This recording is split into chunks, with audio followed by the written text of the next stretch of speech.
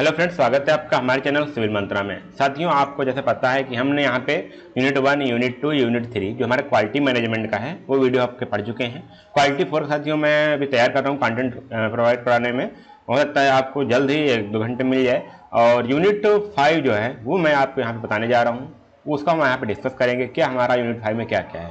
तो आप जानते होंगे, सिलेबस देखे होंगे, वहाँ पे हम बात करेंगे ISO 9000 के बारे में और इसके कॉन्सेप्ट ऑफ क्वालिटी मैनेजमेंट का कॉन्सेप्ट क्या है। और जो ISO 9000 की सीरीज है उसके बारे में बात करेंगे। जो टागुची मेथड है उसकी थोड़ी सी जानकारी लेंगे और GIT क्या है उसकी हम थोड़ी सी बात लेंगे। GIT साथियों मैं शायद यूनिट 2 में कवर किया था इसको, लेकिन यहाँ पे मैं फिर से एक बार बात करूंगा।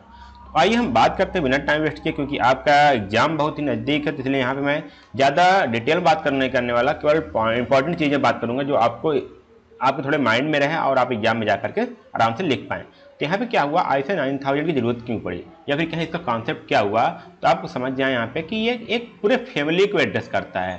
ठीक है, क्या पूरे फैमिली को, सिर्फ एक ISO 9000 नहीं है, इसके अंदर कई सारे सीरीज भी हैं जो भी हम आगे बात करेंगे। Various aspect of quality management contain some ISO best non standard. जैसे यहाँ पे बात हुई कि इसके अंदर भी बहुत सारे ISO यहाँ इसके अंदर भी हैं जो स्टैंडर्ड के लिए जाने जाते हैं। The standard provides a guidance and tools for companies and organizations who want to ensure that their product and service consistently meet the customer requirement and that quality consistently improve। मतलब साथियों, आप मान लीजिए कोई कंपनी के हैं, कोई भी आप कंपनी के ओनर हैं और आप अपने एक प्रोडक्ट को प्रोड्यूस कर रहे हैं। आप एक सिंपल लीजिए, मान लीजिए आप एक पेन प्रोड्यूस कर रहे हैं, लेकिन उस पेन से जो आप पेन का सेल कर रहे हैं, प्रोड्यूस कर रहे हैं, उस पेन से कितने कस्टमर सेटिस्फाई हैं, या फिर उसमें जो आपने मटेरियल यूज किया है या उसकी जो स्पेसिफिकेशन है वो स्टैंडर्ड क्वालिटी पर कितना सेटिस्फाई करती है कस्टमर को या फिर सारी चीज़ मटेरियल को। तो उसके लिए हमको क्या होता है, ISO 9000 उसको सर्टिफाई करता है कि आपको वो स्टैंडर्ड से मीट कर रहे हैं नहीं, उसका स्टैंडर्ड जो है स्पेसिफिकेशन के अलावा भी है कि नहीं, क्या वो इंटरनेशनल मार्केट में है कि नहीं। तो ये चीज़ आपको यहाँ पे यहाँ पे आपको पता चल लेगी। तो यहाँ पे ISO 9001 2015 की एक बात आती है, वो क्या बोलता है कि ISO 9001 2015 sets out the criteria for the quality management system. क्या साथियों, QMS की बात होती है यहाँ पे। क्या सिस्टम है, is the only standard in the family that can be certified to although this can is not a requirement. मतलब कि एक जो स्टैंडर्ड फैमिली का एक क्या है, फैमिली का भी ये स्टैंडर्ड है जिसको सर्टिफाई होना चाहिए, लेकिन ये कोई जरूरी नहीं है कि आपका प्रोडक्ट ISO 9001 2015 का सर्टिफाई ही हो। लेकिन हाँ, यदि आपको ये सर्टिफाई हो जाता है, आप इसके स्पेसिफिकेशन को मीट कर लेते हैं, इसका जो स्टैंडर्ड उस लेवल को अचीव कर लेते हैं, तो हाँ आपके पास एक क्या लग जाता है, बैज लग जाता है, आप पे एक ट्रस्टवर्दी आपका प्रोडक्ट हो जाता है। यहाँ बोला गया it can be used by any organization large और स्मॉल। कोई भी ऑर्गेनाइजेशन इसको यूज कर सकती है, चाहे वो छोटी हो चाहे बड़ी हो, regardless of its field of activity, कि आपकी एक्टिविटी, आपकी फील्ड की एक्टिविटी क्या है। और यहाँ बोला गया in fact there are over 1 million companies and organization in over 170 countries certified ISO 9001। लगभग यहाँ पे 1 मिलियन से ज़्यादा कंपनीज और ऑर्गेनाइजेशन हैं जो भी पूरे 170 देशों में ऑल ओवर वर्ल्ड बोल सकते हैं जो ISO 9001 से सर्टिफाई हैं। तो यहाँ पे कुछ ISO 9000 के अंदर कुछ सेक्टर स्पेसिफिक एप्लीकेशन भी आते हैं जो किसी एक खास सेक्टर को टारगेट करते हैं। जैसे हम बात करेंगे यहाँ पे ISO TS 29001 की बात करें, तो ये हमको किस पे स्टैंडर्ड को मीट करती है, स्टैंडर्ड को जज करती है, वो होती है पेट्रोलियम, पेट्रोकेमिकल और नेचुरल गैस इंडस्ट्रीज को। यदि इनको सर्टिफाइड करवाना होगा तो ये किसके अंतर्गत आएंगे, ISO TS 29001 के अंतर्गत। वहीं पर कोई मेडिकल डिवाइस है और उसको ISO सर्टिफाइड होना है 9000 से, तो आएगा अंडर कैटेगरी ISO 13485। और वहीं पर हमारे पास सॉफ्टवेयर इंजीनियरिंग का कोई प्रोडक्ट है, सॉफ्टवेयर्स हैं, तो हमारे आते हैं ISO या फिर IEC 90003 के अंतर्गत। और ये ज़्यादा इंपॉर्टेंट नहीं है, लेकिन आपके दिमाग में रहेगा तो आप कुछ लिख पाएंगे एग्जाम में। और आगे बात करें साथियों, तो यहाँ पे आता है ISO 17582। साथियों सीरीज नहीं है, ध्यान दीजिएगा, सीरीज नहीं है, ये ISO 9000 के अंतर्गत कुछ यहाँ पे सेक्टर स्पेसिफिक एप्लीकेशंस हैं या फिर सेक्टर के अकॉर्डिंग होते हैं। जैसे आप देखिए ये किससे डील कर रहा है, पेट्रोलियम से, ये किससे, मेडिकल से या सॉफ्टवेयर से, और यहाँ पे electoral organization at all levels of government की बात करता है ये 17582। और यहाँ पे ISO 18091 जो है वो लोकल गवर्नमेंट के जो स्टैंडर्ड हैं उनको यहाँ पे जज करता है। तो ये कुछ होते हैं यहाँ पे ISO 9000 2015 के यहाँ पे सेक्टर स्पेसिफिक हैं। तो जरूर नहीं याद करना, लेकिन आप थोड़ा सा याद रखेंगे ये क्या हुआ। जैसे ISO TS 29001 पेट्रोलियम से हो गया, या पेट्रोकेमिकल्स हो गया, और 13485 से हमारा मेडिकल डिवाइस में स्टैंडर्ड को क्वालिफाई करता है। तो इस प्रकार से हमारा ये बढ़ता है। अब यहाँ पे कुछ मैनेजमेंट प्रिंसिपल्स होते हैं जो हमको बहुत बेहद ही जरूरी है जानना। कैसे यहाँ पे देखिए, क्योंकि जो ISO 9000 है ऐसे ही एक ही स्टैंडर्ड को नहीं मेजर करता, वो आपके ऑर्गेनाइजेशन के कई सारे पैरामीटर्स को मेजर करता है और उसको स्टैंडर्ड्स के बेस पर आपको सर्टिफाई करता है। यहाँ पे इसलिए बोला गया कि ISO 9000-2015 और ISO 9001-2015 standards are based on the 7 quality management. किस पे साथियों? 7 क्वालिटी मैनेजमेंट आपको मेजर किए जाते हैं that senior management can apply for organizational improvement, जिसको कोई सीनियर मैनेजमेंट जो होता है वो ऑर्गेनाइजेशन के इंप्रूव के लिए वो अप्लाई करता है। देखिए पहला हमारा क्या होता है, कस्टमर फोकस। देखिए साथियों, मेन किसी भी ऑर्गेनाइजेशन या कंपनी के लिए मेन फोकस होता है कस्टमर। अगर कस्टमर सेटिस्फाई है तो आपका प्रोडक्ट समझिए कि आपका प्रोडक्ट उनके स्टैंडर्ड को मीट कर रहा है। आइए देखते हैं कस्टमर फोकस क्या होता है। इसमें हम देखते हैं कि understand the needs of existing and future customers. कुछ यहाँ पे तो भी हमारे पास करंट में कस्टमर हैं, उनकी नीड्स क्या है, और जो फ्यूचर में आने वाले कस्टमर है उनकी नीड्स क्या है, उसको हम यहाँ पे अंडरस्टैंड समझते हैं। Align the organizational objective with customer needs and expectation. अब हमारे अंदर उनके नीड्स को लेकर, कस्टमर के नीड्स को लेकर के उनको फुलफिल करने के लिए हमको ऑर्गेनाइजेशन में जो ऑर्गेनाइजेशन का जो संस्था का ऑब्जेक्टिव है उसको भी सेट करना पड़ेगा। तो उसको जो संस्था का ऑब्जेक्टिव है उसको कस्टमर की नीड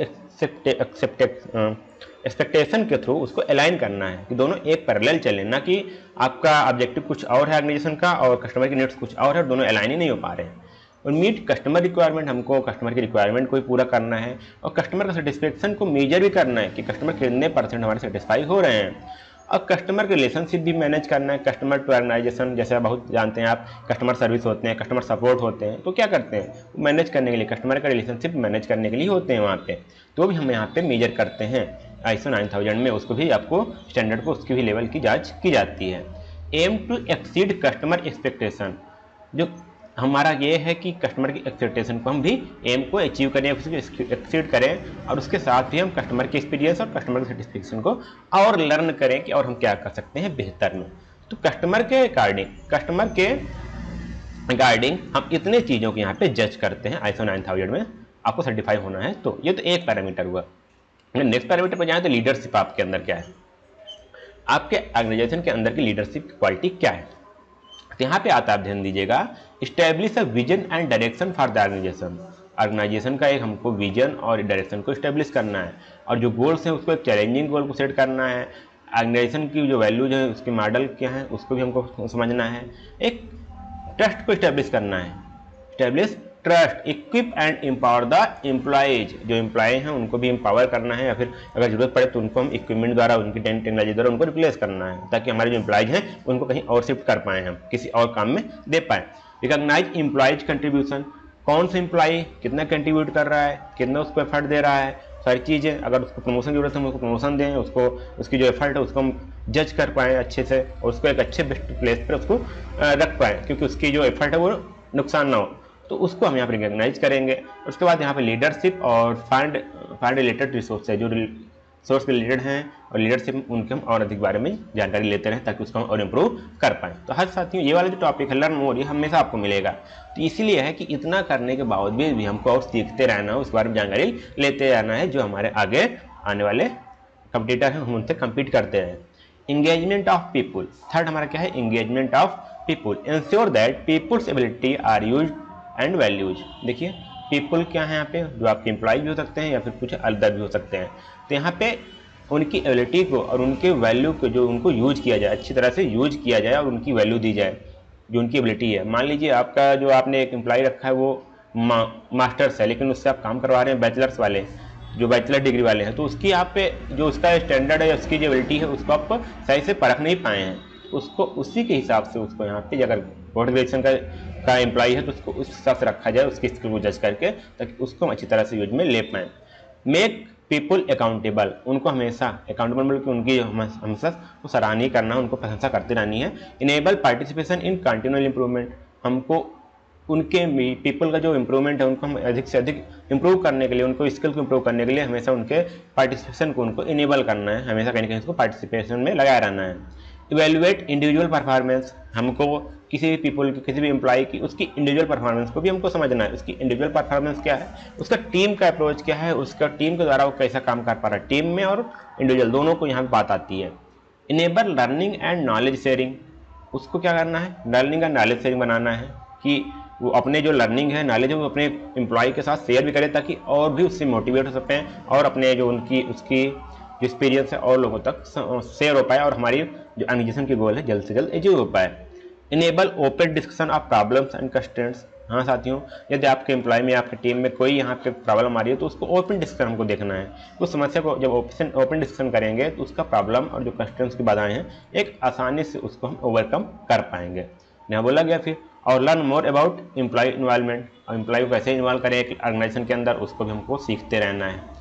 ये सारी चीज़ें थ्री हो गई। क्या कौन कौन सा हुआ, पहला हुआ हमारा कस्टमर फोकस, उसकी पैरामीटर है, एक डिजाइन है, एक हमारा पैरामीटर लीडरशिप है, एंगेजमेंट ऑफ पीपुल है, और फोर्थ हमारा आता है प्रोसेस अप्रोच। क्योंकि हम कोई भी प्रोडक्ट या कोई भी यहाँ पे सर्विस दे रहे हैं तो उसका कोई ना कोई प्रोसेस होगा देने का, तो उसमें हमको यहाँ पे क्या क्या स्टैंडर्ड या क्या क्या ध्यान देनी होती है। मैनेज एक्टिविटीज एज प्रोसेस, जो एक्टिविटीज है उनको भी एक प्रोसेस द्वारा मैनेज करना है, और जो कैपेबिलिटी ऑफ एक्टिविटीज, जो हमारी एक्टिविटीज कैपेबिलिटी है उनको मेजर करना है। आइडेंटिफाई लिंकेज बिटवीन एक्टिविटीज, मान लीजिए कोई दो एक्टिविटी है उनके बीच में कोई ना कोई लिंक होगा तो उसको भी हमको आइडेंटिफाई करना है और दोनों को इंडिविजुअली उसको कंप्लीट भी करना है। मान लीजिए लिंक है, हो सकता है पहले टास्क 1 होने के बाद ही दूसरा हमारा दूसरी एक्टिविटी शुरू हो, तो हमको इसको पर्टिकुलर टाइम हमको पूरा कर लेना है ताकि इसमें कोई डिले ना हो। इस प्रकार से हमारी होती है। डिप्लॉय रिसोर्स इफेक्टिवली, और यहाँ पे आता है लास्ट में learn more about the process view of work, see process analysis tools. तो यहाँ पे जो प्रोसेस एनालिसिस टूल्स हैं या फिर हमारे जो वर्क का जो हमारा शेड्यूल होता है, जो प्लान बनाते हैं हम, सारी चीज़ों को उसको हमको और लर्न करते रहना है ताकि हम नए चीज़ों को जल्दी एक्वायर कर पाएँ। ये हमारा चौथा। और पाँचवा हमारा है इम्प्रूवमेंट। इम्प्रूवमेंट किस प्रकार का, ध्यान दीजिएगा, improve organizational performance and capabilities, organization की परफॉर्मेंस है उसकी जो कैपेबिलिटीज है उसको हमको इम्प्रूव करना है। अलाइन इम्प्रूवमेंट एक्टिविटीज को इम्प्रूव करना है और उसको अलाइन इम्प्रूवमेंट और एक्टिविटीज को दोनों को अलाइन करना है। Empower people to make improvements, हमको पीपुल जो उसमें हमारे वर्कर्स हैं सभी को एम्पावर करना है ताकि उसमें भी हम इम्प्रूवमेंट कर पाएँ, उनमें भी इम्प्रूवमेंट कर पाएँ। क्योंकि अगर उनमें इम्प्रूवमेंट होगा तो कहीं ना कहीं हमारे प्रोडक्ट या फिर जो उनकी एक्टिविटी है, जो उनका परफॉर्मेंस है, उनकी एफिशिएंसी है, उसमें इम्प्रूवमेंट होगा और हम आसानी से अपने गोल को अचीव कर पाएंगे। मेजर इम्प्रूवमेंट कंसिस्टेंटली, जो हमारा इम्प्रूवमेंट हो उसको हम कंटिन्यूसली टाइम टू टाइम उसको हम मेजर करते रहें। सेलिब्रेट इम्प्रूवमेंट्स, यदि आपके टीम में कोई ज़्यादा अच्छा वर्क कर रहा है और उसका एफर्ट ज़्यादा दे रहा है और उसका जो वर्क है काफ़ी सराहनीय है तो उसको हम सेलिब्रेट भी करें, उसको हमको बताएं भी कि आपने अच्छा काम किया पूरा टीम के बीच में, ताकि उसी को देख करके और लोग भी इंस्पायर हो और वो भी अपना बेस्ट दें। ये सारी चीज़ होती हैं, इंप्रूवमेंट का एक भी टास्क हो जाता है। Learn more about approaches to continual improvement, यहाँ पे क्या हुआ, learn more about the approaches to continual improvement, किस प्रकार से हम कंटिन्यू इंप्रूवमेंट कर पाएंगे, वो कौन कौन से अप्रोच है उसके बारे में जानना। साथियों ये सब जब आप ISO 9000 यहाँ बोला जा रहा है, जब सर्टिफाई करेंगे सारी चीज़ें आपसे रिक्वायर इकट्ठा की जाएंगी। हो सकता है आपके बीच में जो उनका एम्प्लॉय हो, जो कोई यहाँ पे एजेंट आया, वो आपके ऑर्गेनाइजेशन में मंथली स्पेंड करे, एक महीने तक स्पेंड करे और देखे कि आप क्या अपने एम्प्लॉय उनको सेलिब्रेट कर रहे हैं, उनको उनका अप्रिसिएशन कर रहे हैं नहीं कर रहे हैं, सारी जो आपको जज करेगा तब जाके आप ऐसे सर्टिफाइड होंगे। ऐसा नहीं कि आप एप्लीकेशन डाल दिए और आपको सर्टिफिकेशन मिल जाएगा, ऐसा कुछ नहीं है। आपको सारी चीज़ें जज की जाएंगी, देख रहे हैं ना, पांचवा इंप्रूवमेंट भी जज की जाएंगी। और evidence based on decision making, evidence है डिसीजन मेकिंग, उसको भी यहाँ पे देखना होगा। देखिए कैसे है, ensure the accessibility of accurate and reliable data. देखिए, ensure the accessibility of accurate and reliable data, हमको जो भी डाटा है वो उसको हमको इंश्योर करना है को एक्यूरेट है, रिलायबल डाटा है कि नहीं, उसके हिसाब से हम डिसीजन लेंगे।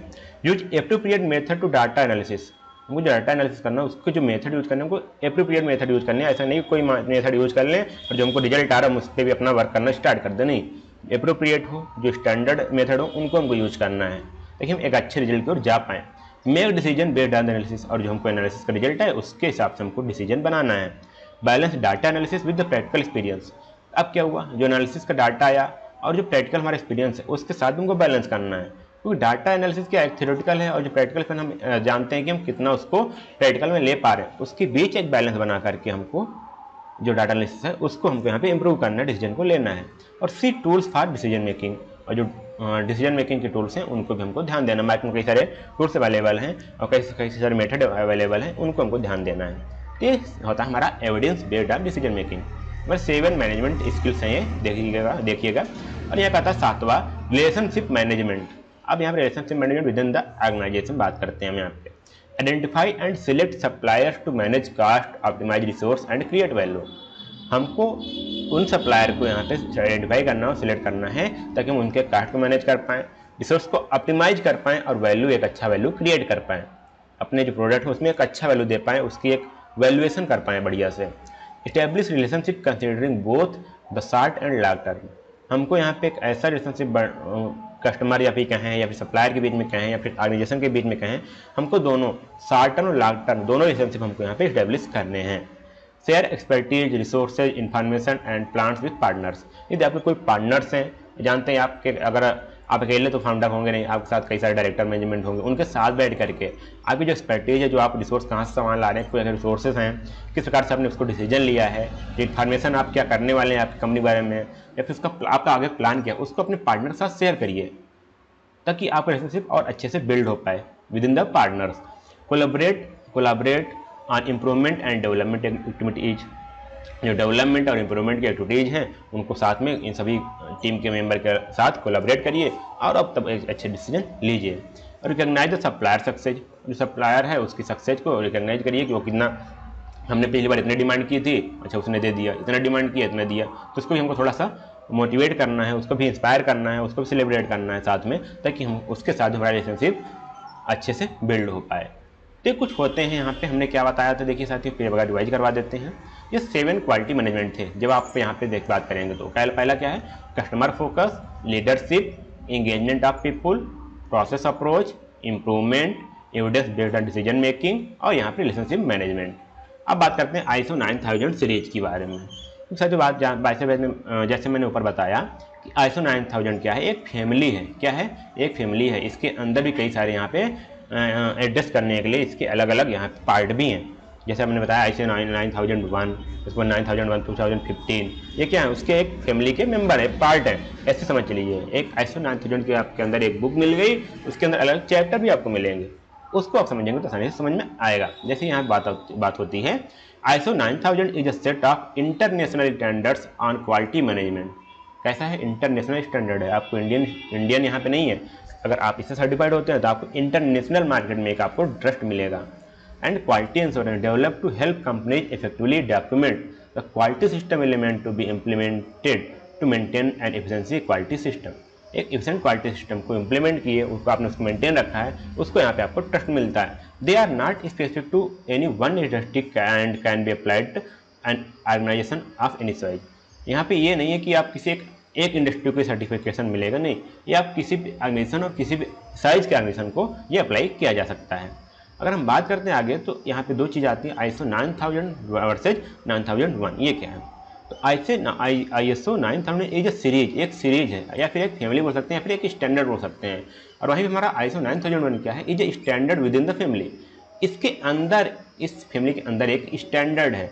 The ISO 9000 family of standards also contain the individual standard named and ISO 9000।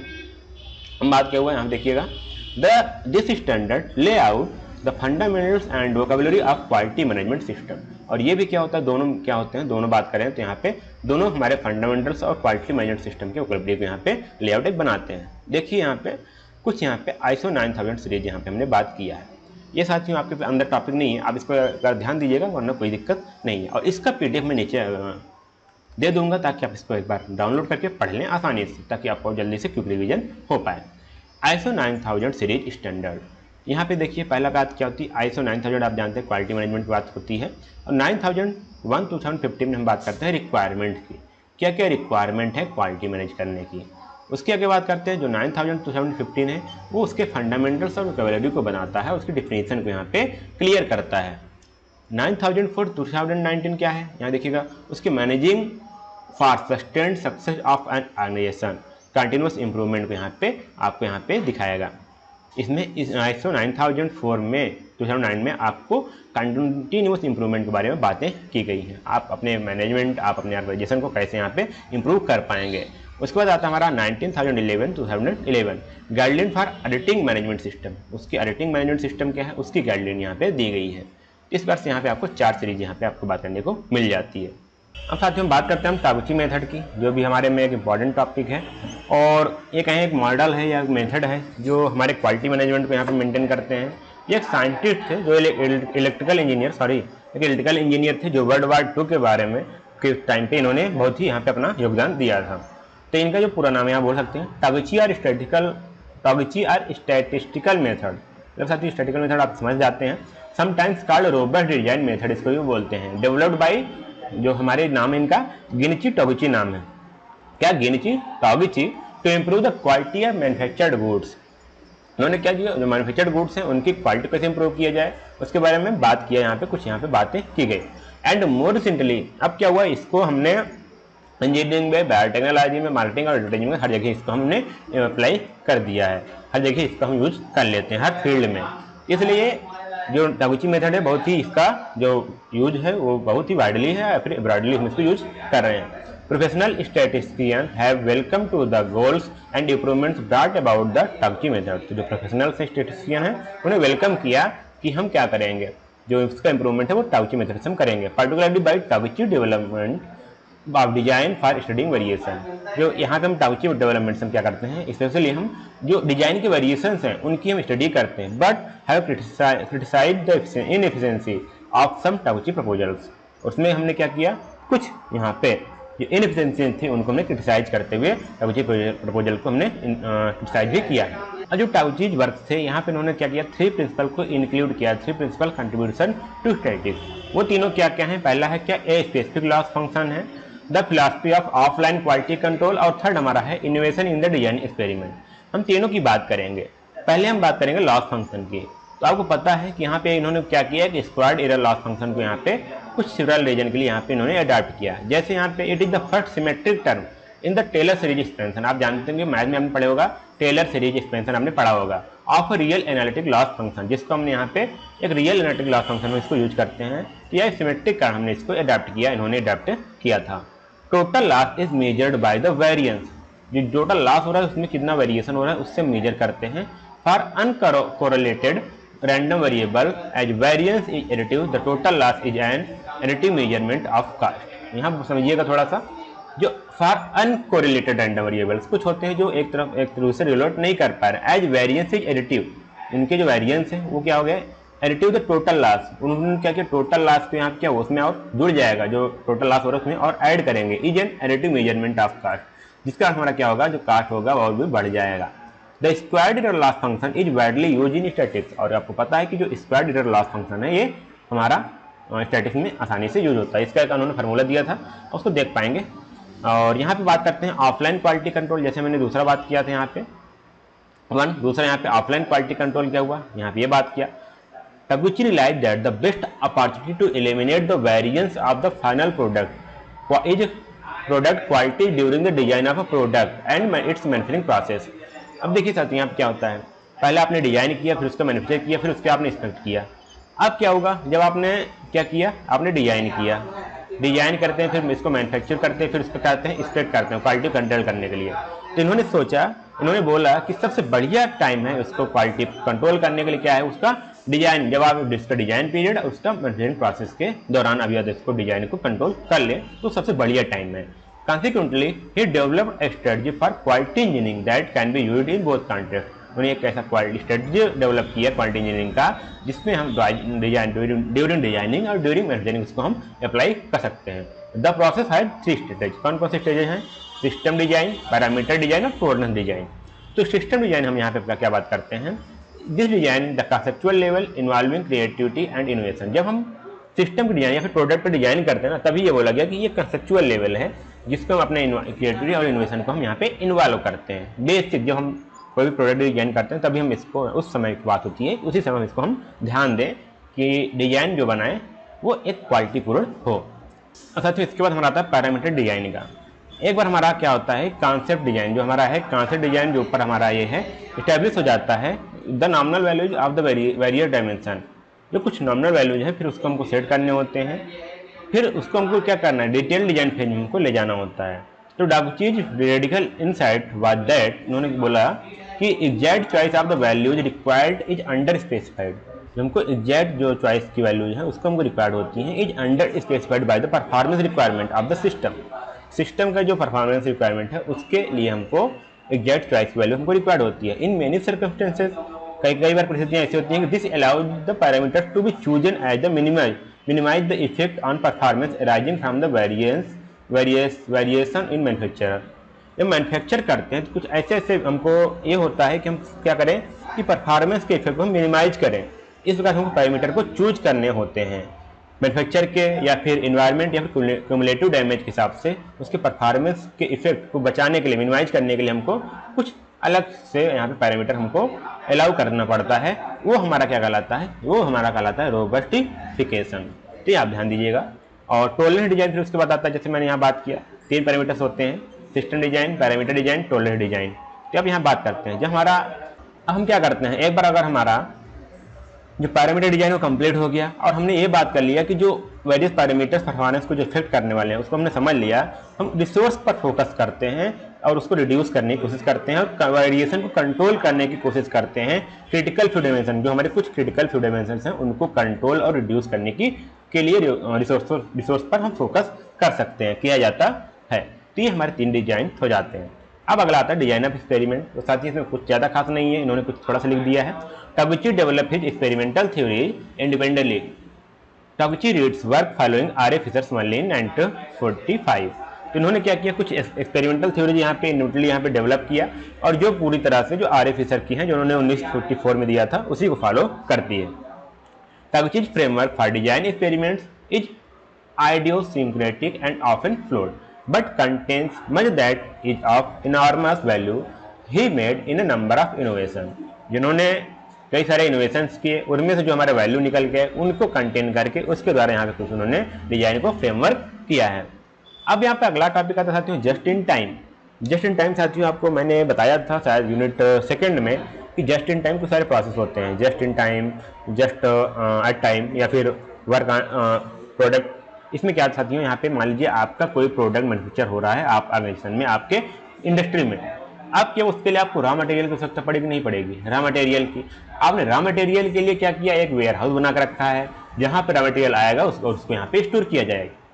अब इसमें क्या हुआ, जस्ट इन टाइम में क्या होता है कि आप जो रॉ मटेरियल है उसको उसी टाइम पर मंगवाएंगे जब उसको आपकी इंडस्ट्री में रिक्वायरमेंट होगी। ये ध्यान दीजिएगा। यही बोला गया as the name suggest is a management philosophy that calls for the production of what the customer wants when they want it in the quantity requested where they want it without being delayed in inventory। अब यहाँ पे 4 क्या बोली गई, जब customer चाहेगा और जब चाहेगा, जब क्या कस्टमर क्या चाहता है उसका रिक्वायरमेंट, कब चाहता है, कितनी क्वांटिटी होगी, कितने क्वांटिटी उसको रिक्वेस्ट किया गया है और वेयर दे वांट, और उसको कहाँ चाहते हैं, और बिना डिले किया गया उसको हम वहाँ पे पहुँचा देते हैं या फिर उसकी सप्लाई वहाँ कर देते हैं। तो उसको हम बोलते हैं जस्ट इन टाइम। मान लीजिए आप कोई प्रोडक्ट चाहते हैं कुछ किसी डेट पर, इतने उसकी कोई क्वांटिटी होगी, क्योंकि आपको कस्टमर के लिए प्रोडक्ट यहाँ पे मैन्युफैक्चर करना है आपने आपके ऑर्गेनाइजेशन में। तो क्या होगा कि जो सप्लायर होगा वो एट द टाइम आपके वेयर हाउस में उसी टाइम पे आपको पहुँचा देगा आपके वेयर हाउस में और आप उसका यूज कर लेंगे तुरंत। यह होता है हमारा just in time. So instead of building large stock or what you think the customer might want to you only make exactly what the customer actually ask for when they ask for it। मतलब कि इससे क्या होता है, आपका जो बड़ा सा स्टॉक आपको स्टोर करने की जरूरत नहीं पड़ती है और जैसे उसने मांगा आपका तुरंत यहाँ खपत हो गया उसका।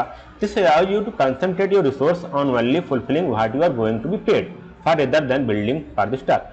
इसमें आपको फायदा होगा कि आप सिर्फ उतने के लिए आप यहाँ पे आपको पैसे मिले, आपको उतना ही स्पेंड करना पड़ेगा जितना आपको पता है कि तुरंत हमारा क्या हो जाएगा, यूज में आ जाएगा और तुरंत हम इसको एक्सपेंड कर देंगे और हमको इसका तुरंत पैसा भी मिलने वाला है। और उसको स्टॉक करेंगे, मतलब जो कस्टमर है उसने आपको 10 क्वांटिटी का आपको ऑर्डर दे रखा था, आपने जो रॉ मटेरियल मंगवा लिया 20 का मंगा लिया, लेकिन आपको इतने का तो पैसा नहीं मिलने वाला है, तो आपका 10 क्या होगा वो स्टॉक में पड़ा रहेगा, तो ये आपका कोई यूज का नहीं रहेगा। इसलिए क्या होता है कि जब आप जस्ट इन टाइम यूज करते हैं तो आपका सिर्फ कोई भी यहाँ पे स्टॉक नहीं पड़ा होता, आपका ज़्यादा से बचत हो जाती है। Within just-in-time manufacturing system, each process will only produce what the next process is sequence is calling for. मतलब कि यहाँ बोला गया जब हम just in time manufacturing system को अप्रोच करते हैं तो हमको यही बोला था कि ईच प्रोसेस सभी प्रोसेस तभी आते हैं जब अगले प्रोसेस के लिए उसकी जरूरत पड़ती है। जैसे मान लीजिए हमको यहाँ पे क्या हुआ कि यहाँ पे आपका बॉटल बना हुआ है और यहाँ पे आपको कैप लगाना है, तो हम बॉटल को यहाँ पे तभी भेजेंगे जब उसकी जरूरत पड़ेगी। बाकी हम यहाँ पे और इसको भी तभी हम ऑर्डर मेजर करेंगे जब हमको यहाँ पे रिक्वायरमेंट होगी, उतनी ही रिक्वायरमेंट होगी जितना हमको यहाँ बॉटल पैक करना है। बॉटल पैक करेंगे, यहाँ पे कैप लगाएंगे, फिर यहाँ पे फिनिश कर देंगे, लेबलिंग कर देंगे। मतलब कि जब अगला सीक्वेंस उसको जरूरत पड़ेगी तभी हम पिछले वाले प्रोसेस को हम करेंगे। तो ये चीज़ यहाँ पे बात होती है। अब बात करते हैं हम ऑब्जेक्टिव इन JIT क्या होती है। यहाँ पे क्या होता है, to be more responsive to the customer. हम इसमें क्या हो जाते हैं जब हमको कस्टमर को ज़्यादा रिस्पॉन्सिव जरूरत पड़ती है। How better communication among department and suppliers, जो रॉ मटेरियल को सप्लाई कर रहे हैं और जो हमारा डिपार्टमेंट है उसमें हमको बेटर कम्युनिकेशन हमको रखना पड़ता है, तब हम इसकी हम जरूरत करते हैं। टू बी मोर फ्लेक्सिबल, इसके लिए हम क्या होते हैं बहुत ही फ्लेक्सिबल हो जाते हैं, कोई जरूरत नहीं पड़ती। अब बात करते हैं यहाँ पे टू अचीव बेटर क्वालिटी, जब हमको बेटर क्वालिटी को अचीव करना पड़ता है और जब हमको प्रोडक्शन कार्ड या फिर प्रोडक्शन कार्ड हमको रिड्यूस करनी होती है तो हम जस्ट इन टाइप का यूज करते हैं। इसके बेनिफिट क्या होते हैं वो तो ऑब्जेक्टिव थे। अब यहाँ पे हमको बेनिफिट्स ये मिलते हैं कि reduce setup times in warehouse. हम क्या करते हैं, जब अगर हम पहले से स्टॉक कर रहे हैं तो हमको जो स्टॉक आ रहे हैं मटेरियल आ रहे हैं उनको एक बढ़िया से एक अच्छे प्लेस पर उसको हमको रिड्यूस सेटअप करना पड़ेगा, उसकी सीक्वेंस देखनी पड़ेगी, कौन सा मटेरियल हमको कहाँ पे रखना है। अब यहाँ पे हमारा सेटअप टाइम कम हो जाता है, क्योंकि the company in this case can focus on other process that might need improvement. अब क्या हो गया, जब हमारा ये टाइम कम हो गया तो कुछ और चीज़ों पर अपने और चीज़ों को फोकस करेंगे जिनको हमको उस समय इम्प्रूवमेंट की जरूरत पड़ेगी। Improve flows of goods throughout warehouse, employee will be able to process goods faster. अब यहाँ पे क्या हुआ, क्योंकि तुरंत आ रहा है, हमको पता है कि सामान कहाँ पे स्टॉक करना है, कितने दिन तक रोकना है, वेयर हाउस में कितना तुरंत यूज हो जाना है। तुरंत क्या होगा, एम्प्लॉय क्या हो रहेंगे उस गुड्स को ज़्यादा से ज़्यादा तुरंत आसानी से और तेजी से उसको प्रोसेस कर पाएंगे। Employees who process multi skills are utilize more efficiently. अब क्या हुआ, जो मल्टी स्किल्स एम्प्लॉयज हैं उनको हम अधिक से अधिक यूटिलाइज कर पाएंगे। अब पता चला हमारा स्टॉक एक पहले से पड़ा हुआ, हमने एक एम्प्लॉयज को वहीं पे रख दिया, तो पता है कि इसकी स्किल इतनी है कि इसको हम कहीं भी और यूज ले लेते हैं। जब जस्ट इन टाइम यूज होता है तो क्योंकि हमको उसको वहाँ स्टॉक पर लगाना नहीं है, हम किसी और काम में ले पाते हैं। तो यहाँ पे क्या होता है, when there is a shortage of workers in a high demand of a particular product, तो हम उन एम्प्लॉय को कहीं और भी यूज ले लेते हैं। बात आती है better consistency of scheduling and consistency of employee work hours. अब यहाँ पे क्या हुआ, हमको क्या मिलती है कि scheduling, consistency of scheduling better हो जाती है और हम जो एम्प्लॉय का वर्क आवर्स है वो भी कंसिस्टेंटली लगातार बना रहता है, किसी एक प्रोडक्ट पे को लेकर के बना रहता है। और increase emphasis on the supplier relationship, और हमारा जो एम्फेसाइज है हम क्या करते हैं, सप्लायर का रिलेशनशिप है उसको हम ज़्यादा एम्फेसाइज करते हैं, उस पर हम ज़्यादा रिलायबल हो पाते हैं। और यहाँ पे supplier continue around the clock keeping workers productive and business focused on turnover. अब यहाँ क्या हुआ, supply continue around the clock keeping workers productive. यहाँ पे उसकी जो क्लॉक कीपिंग मतलब कि जैसे हमारा वर्कर हैं जिनकी जरूरत पड़ती है उसी टाइम पर हमारा प्रोडक्शन हमारा हो जाता है। और यहाँ पे बिजनेस फोकस टर्नओवर, हमारा जो बिजनेस का टर्नओवर जो फोकस होता है वो टर्नओवर पर हो जाता है। इस प्रकार हम अपने कंपनी के गोल को भी, employees will work hard to meet the company goal. अब यहाँ पे क्या करेंगे, जो एम्प्लॉय होंगे वो ज़्यादा काम करेंगे ताकि वो कंपनी के गोल को अचीव कर पाएँ। तो कुछ इस प्रकार से आप इसको रीड कर लेंगे। एक बार यहाँ पे कुछ वीडियोज थे तो आप इसको जरूर से जरूर एक बार रीड कर लीजिएगा। मैं ये PDF नीचे अटैच कर दूंगा। और साथियों आप इस वीडियो तक बने रहिए ताकि आपको अगला वीडियो जल्द से जल्द मिल पाए। Thank you so much.